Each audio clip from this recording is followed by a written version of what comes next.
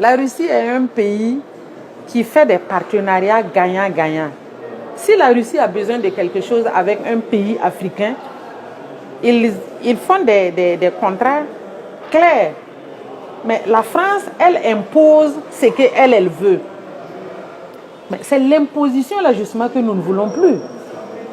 La politique française en Afrique est une politique d'esclavagisme. Par contre, pour la Russie, c'est clair. Tu as quelque chose, elle aussi elle a quelque chose. Chacun gagne ce qu'il doit gagner. Nous aujourd'hui, quel que soit le prix que nous devons payer pour que la Russie vienne avec ses stratégies militaires pour accompagner le Burkina à s'en sortir, nous préférons ça que de rester à stagner dans la douleur et dans le sang avec la France. La France est au Burkina depuis combien de temps? Avec des drones, quand une aiguille même tombe, tu vois. Ils voient les terroristes mettre les mines là, sur nos goudrons, sur nos routes non bitumées.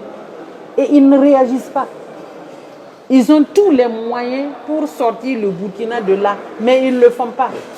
Pourquoi les Africains vont, ou du moins pourquoi les Burkinabés vont vouloir continuer avec cette France-là, qui ne contribue qu'à rendre plus pauvre notre pays. Ils viennent, ils pillent nos ressources et ils ne font rien pour nous accompagner. À la limite même, moi je pense que leur politique là aujourd'hui, c'est exterminer le peuple burkinabé pour pouvoir avoir la ressource qu'il y a dans nos sous-sols. Moi c'est la lecture que je fais, comme ça. Parce que sinon je ne comprends pas. Si vous avez un partenariat propre avec quelqu'un et que les clauses sont très claires, il n'y a pas de raison que cette personne souffre et que vous soyez inattentionné par rapport à la situation. Plus de 2 millions de personnes ont quitté leur maison et sont dans la rue.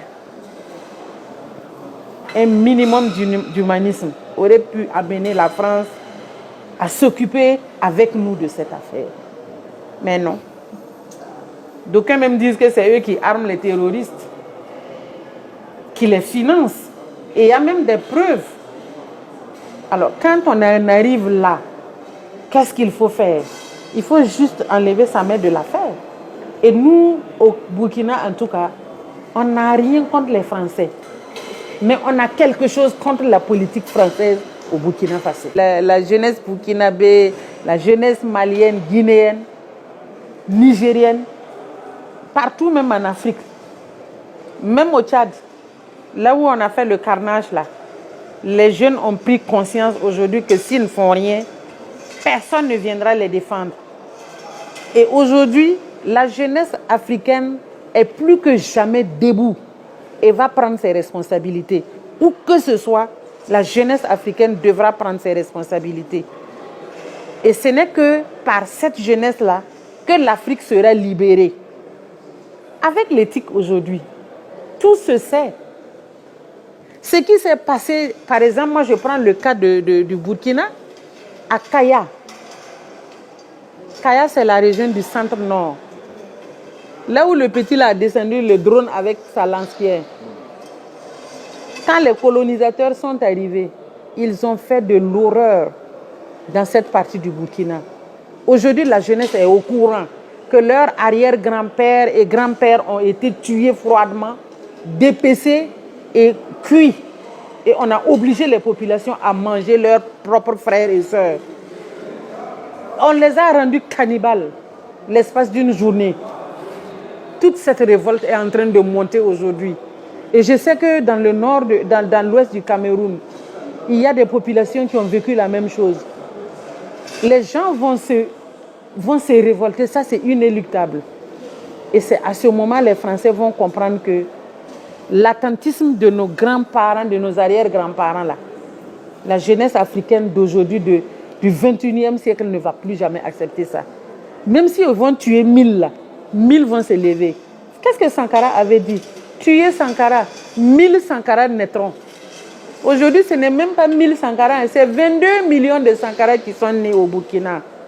Et ils vont défendre le Burkina jusqu'à la dernière souffle, jusqu'à la dernière goutte de sang. Ils vont défendre le Burkina jusqu'au dernier souffle, comme l'a dit le président Ibrahim Traoré. Les jeunes sont déterminés, ils ne vont plus jamais s'asseoir. Ils vont faire le bara, comme disent les Djola, ils vont faire le boulot là. Voilà. Pour que l'Afrique puisse être libérée définitivement. Voilà. Défendons les valeurs de l'Afrique, défendons le continent africain, comme si on n'avait plus autre chose à défendre que ça. Retirons les mains du continent de la main des oppresseurs, point. Et construisons une Afrique nouvelle qui permettra à la jeunesse africaine d'être fière de ce continent.